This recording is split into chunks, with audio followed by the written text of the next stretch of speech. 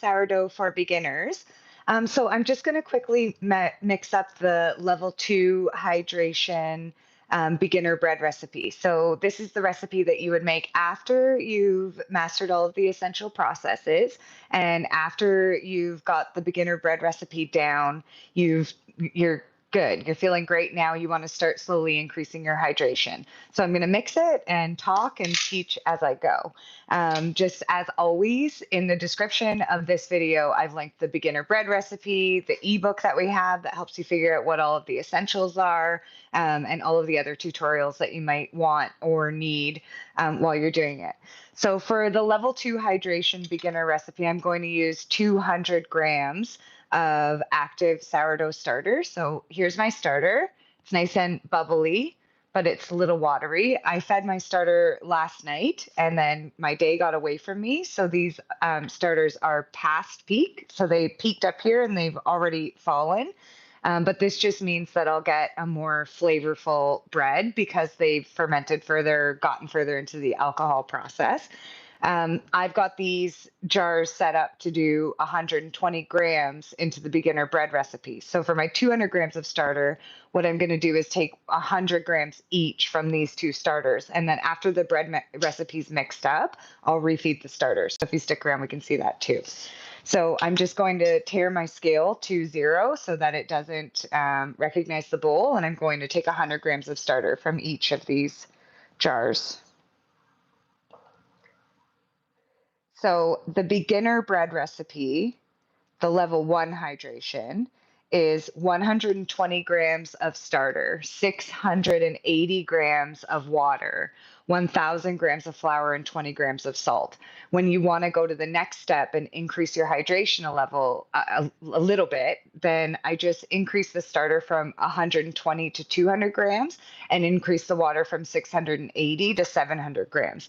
And then as you practice, you can just keep pushing that hydration until you find the perfect spot. So 100 from the first jar, and then 100 from the second jar.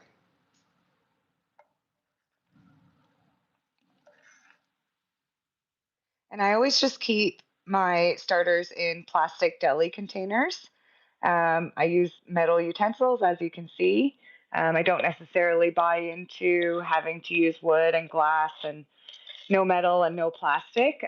So these are just pickle jars that I got from the local deli that I've cleaned. I've actually bought a whole bunch of these off of Amazon now because I share my starter with my friends and family. So I'm just going to set the starters aside for now and mix up the bread recipe. So now I'm going to tare my scale back to 0 again, and I'm going to add 700 grams of water to my starter. And this is just room temperature tap water. We are on a well, so our water doesn't really have any chlorine or any of the stuff that you would find in the city. We do have water softener, which is salt, but I've never ever had any issues using my regular tap water. So I don't filter it, nothing. Okay, so 700 grams of water, 200 grams of starter. We'll just blend those together. Just use a whisk. And I put some links in the description of this video to some, pretty inexpensive items on Amazon. You don't actually need any special tools to do sourdough, but if you wanted them, I've linked a scale that I use. I've linked my favorite Dutch oven. I linked a kit that comes with a couple of bannetons, bench scrapers, a lane, and a whisk, a dough whisk specifically for dough, and a notebook, I think. And then our Decoding Sourdough Essentials ebook is in there. So the ebook covers basically what are the essential processes, what are the optional non-essential processes, what order do they go in, what myths are you going to run into, what's baker's timing, what's the timing for a bread recipe. It's a 34-page book, and it's pretty in-depth. So if you were trying to just go to one place to understand sourdough from the time you want to make your starter all the way until you want to increase your hydration, the ebook's a quick and easy way to do it. Okay, so 700 grams of water, 200 grams of starter. Now I'm going to add 1,000 grams of flour. So I'm just using regular all-purpose flour, and I'm going to add a little bit of spelt flour, just as a sturdier flour. You can use any combination of flour that you like, as long as it totals 1,000 grams. So tare my scale back to 0. And here we go. We'll just start adding. Now this recipe is going to make two around 910 gram loaves of bread. You can just cut it directly in half if you only want a single loaf. So 100 grams of starter, 350 grams of water, 500 grams of flour, and 10 grams of salt.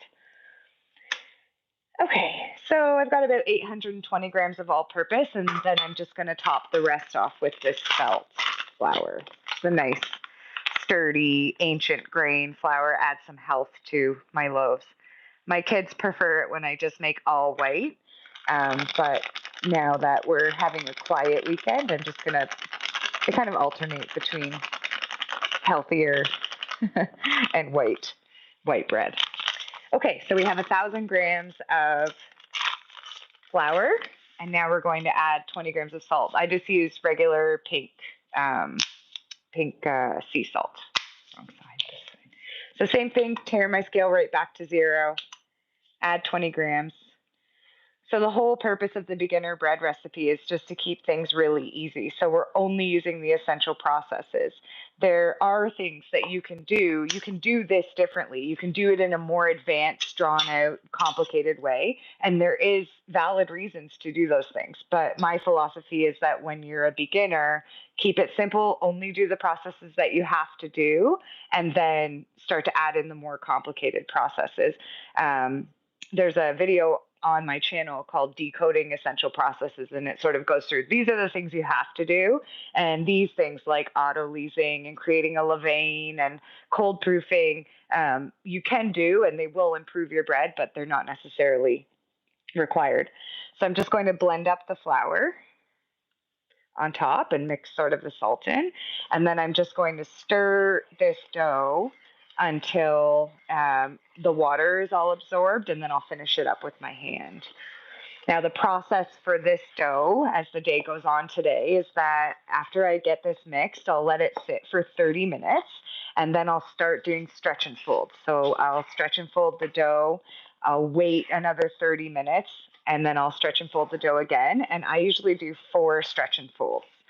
At that point, I'll dump my dough into clear-sided plastic containers. Same thing. There's on the channel. There's a video just about the clear-sided plastic containers, but I'll show them to you here in just a minute. So I'm going to split my dough into my 2 loaves, stick them in these plastic containers, mark their height, sit them on the counter, and let them bulk proof for the day. The clear-sided plastic containers with the lids make it so that you can actually see how much your dough has grown as it's bulk proofing during the day. Bulk proofing is an essential process. Cold proofing overnight after pre-shaping and shaping is an optional process. So like I said, I'll grab those containers for you in just a second and show you what they look like and explain to you what to use them for and how. So my dough is coming together now. When we first mix, we want it to absorb as much of the flour as we can, but we're just looking for a messy, shaggy dough. Now, because this is a higher hydration dough, it's stickier, which means that, it's a little bit harder to manage. The reason that we recommend that beginners start with a low hydration recipe is because it's easier to manage, but you won't get as springy and light and squishy of a loaf with that bread. So use it to practice and then move up to your higher hydration. So I've got this mostly together. Now I'm going to do the messy part. So I'm just going to finish mixing up the dough. So I'm just going to push the flour in. Now at this point, it is a sticky mess. If you tried to pick it up, it would be everywhere. Here, I'll show you. Like it just sticks to your hands, but that's okay. Stretching and folding, the purpose of stretching and folding It's very much like kneading regular bread, but sourdough is too sticky to knead. So we use stretching and folding instead. It's a much gentler form of kneading. Hi, April. Awesome. Yay. That's so great. Do you have your stuff put in the clear-sided containers? If not, go find that video and I'll show you them in just a minute. And you followed the instructions from my video. Awesome. That's really great. Thanks for commenting. Stretching and folding, what it does is it builds strength in the dough. It distributes the starter. It starts to get the gluten to activate. So you want to do that enough times until the dough starts to really hold together and then start your bulk proofing phase. So I'm just going to push as much of this off my hands as I can. And I'll show it to you. So hang on a sec here. So shaggy and messy. And as we stretch and fold, and let's talk about stretching and folding. So as we stretch and fold, you'll notice that the dough actually starts to get shinier, it gets smoother, and as you're pulling up in your stretching and folding, it starts to resist you. So on your first stretch and fold, you would be able to pull the dough way up high like this, and it would just rip and crumble. But as you go, it'll start to not come as high. You'll pull it, and the whole bowl will come with it, for example. Is it normal to be much less moist as you stretch and fold? April asked. Yes, that's exactly what happens. So it'll get what's happening as we're stretching and folding is we're blending the flour more, we're activating the glutens, we're making the dough stronger, so it's starting to hold on to itself, so there's less stretch. So we're going from sloppy and messy to elastic. It starts to, if you stretch an elastic, it just goes right back. I'm going to show you guys the proofing containers. Bear with me just for a second here. So I use these. These ones are Rubbermaid. I'm in Canada. They're 8 cups, 1.8 liters. I think that's, about 1.5 quarts American, or maybe the other way around, 2 quarts. Anyhow, once my dough is mixed, I split it into 2 900-gram loaves, and I put it in this container. And when it's in there, it starts at about this line that's already on the proofing container, and I mark its height, and then I just wait for it to rise. Now, in regards to your bulk proofing, how much should it rise? One of the things as a beginner that you need to do is practice until you find the sweet spot for what works in your environment and with your technique and everything else. So for me, I let my dough, especially my higher hydration dough, go to about 80% rise. But in some cases, you might only need to let it go to 30%. And in other cases, you might want to let it go a whole 100%. This is the type of thing that these are the little tweaks that you make over time in order to find your perfect loaf. And what generally happens with sourdough is with a lot of practice and over a bunch of time, you start to get a feel for it and you start to understand what works best for you. And then you just go with that. Saheen says, your English sounds very pleasant. Do you live in England? Well, thank you. No, I'm in Canada, just a couple hours north of Toronto. And April literally has the same containers. I might have somewhere in the Sourdough for Beginners group pasted them, and lots of people ask me about the containers. They're like $5 for a 2-pack at Walmart. Sourdough for Beginners group on Facebook is at 260,000 members right now. You should come join. It's really great. I really love it there. Okay, so I'm going to refeed my starter. So the premise of a starter, and starters are a whole tutorial onto themselves, but the premise of a starter is put back in what you took out. So this starter was fed last night before bed. My intention had been to bake with it this morning. I got busy and didn't get home until now. It's 2:00 here in Toronto area. And so my starters went past peak. They got a little bit more liquid. That means I'm going to have a very sour couple of loaves, but that's fine because we like the taste of it. So I'm going to refeed my starters now, and I probably won't bake again till Tuesday or Wednesday. So once I've refed them, I'm going to put them in the fridge. So I took 100 grams out, which means I'm going to put 50 grams of flour and 50 grams of water back into the starter. It's that simple. So I've just got my scale to 0 so that it's ignoring my starter jar, and I'm just going to put in 50 grams. And then I'm going to add 50 grams of water. I just use all-purpose flour, but you can use any flour you want. If you actually play with what flours are in your starter, it'll behave differently. The thing about a starter is it's alive, and so it'll change and adjust and evolve over time, and you can actually purposely experiment with it and adjust how much flour, how much water, what kind of flour, what you're doing, and make your starter do all sorts of things. And you should experiment with it. My thing is, because 97% of my time is spent helping and teaching beginners, is just to keep it as simple as possible. So there it is. It's mixed up. I'm just going to pop the lid back on. Some of you guys, if you've been following me for a while, have been watching these starters. This is Mama.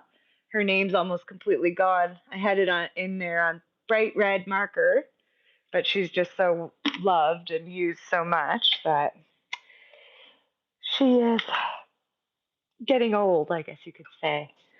For the first time on level 2, should I rise to 80% or 100? April, you know what? Go to 75 or 80%, and try it. If you give it less of a rise, the risk is that you get a denser bread. If you overproof, the risk is that you get sort of your dough can fall. But you're better off to underproof because it's then still easier to manage. Whereas if you overproof, not only could your bread not be great, but it becomes really difficult to manage your bread. So a really important thing with a higher hydration recipe is pre-shaping. So you've mixed your dough, you've stretched and folded, you've bulk fermented bulk proofed on the counter in your containers. Now it's risen. And now you want to go make your bread. You need to dump that dough out onto the counter and use a bench scraper, or I'll show you what I use. I just use this like lettuce knife because it's clear and straight-sided, and just get your dough into a round ball. So just work around it like this. And if you go again on my channel, there is a pre-shaping and shaping tutorial, but pre-shaping like that builds a skin on the dough and keeps it from being so sticky. So if you accidentally overproof your bread and it's a sticky mess, pre-shaping might be able to save it. There's a couple of videos in the channel about that. So let's just refeed the starter. Saheen says, I speak English as beautifully as the English do. Why, thank you. We are, I believe, part of the Commonwealth here in Canada, but I don't think we sound anything like the Brits. My husband and I watch Top Gear with James May and Jeremy Clarkson. I forget the other guy's name, but we hear their accent all the time. Perfect. Thank you. Awesome, April. You're going to like it. It's going to be fun. I'm sure your bread's going to be great. Okay, so we're refeeding our starter.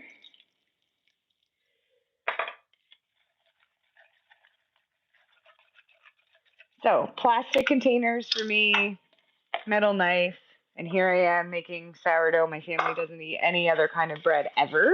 And we finally got to the point where we don't buy store-bought bread anymore because I just keep it made for us. Although, to be fair, we don't eat a ton of bread. So I only really have to make, 3 or 4 loaves a week. I don't clean my jar frequently. So I'm actually getting close to the point where I'll clean again. I'll show it to you. So it's starting to get really crunchy on the sides. So pretty soon, what I'll do is I'll just dump my starter into another 2 of these jars. I have lots of them, and then clean these ones and put them away to be used next time. But there's a lot of myths out there, and maybe they're not myths. There's a lot of things out there that have validity, that are a good idea to practice. Changing your jar frequently, of course, is perhaps more sanitary. But then there's also the opposite argument that all that good fermentation that's happening in there, all that bacteria, doesn't want to be disturbed, right? My issue and my focus in teaching beginners is, how do we make it so that it's not so complicated and confusing that it deters people? How do we make it so that anybody can just give it a go and practice a few times and get to a decent loaf? And if they really love it, then they'll do the more advanced techniques from there. Okay. So normally, we're 20 minutes in. Normally, what I do is I mix the bread and I let it sit for 30 minutes, and then I do my first stretch and fold. But often when I do these live, I'll do like a cheat stretch and fold, just so that you can see what I'm talking about when we're building strength. So I'm just going to get my hand wet. I'm going to have it damp all the way down to my palm, and I'm going to do my first stretch and fold, even though it hasn't been 30 minutes. So as you can see, my dough right now is very shaggy, bumpy. There's probably hunks of flour in there that aren't mixed in. It's really sticking to the bowl, although it will stick to the bowl the whole time. But I want you to watch on the first stretch and fold. When I come up, it'll come way up high. And by the time I do my last stretch and fold, it'll be stretching a lot less. So I'm just going to reach under my dough. And as you can see, it'll just tear and come right up. So same thing, and bring it up. Now, as I keep doing this, I don't know if you notice, but it's not coming up as high. I'm having to hold the bowl down. I actually hurt my thumb all the time doing this.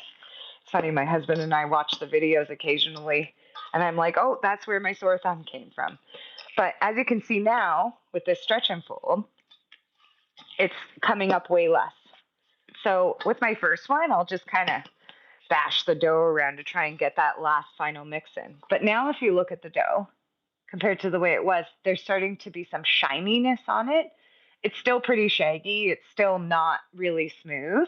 But if you rewind and look at how it did a minute ago, it's getting smoother. So when we do this 4 times over the course of 2 hours, number one, in the first 2 hours, it's already started fermenting. So it's already starting to do its job in becoming bread.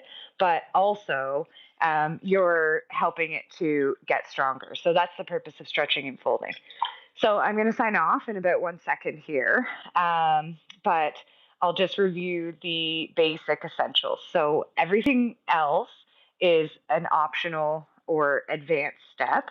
But if you just want to make sourdough the easy way, then all you need to do is have an active starter, mix your bread, do 3 or 4 stretch and folds with 30 minutes rest in between.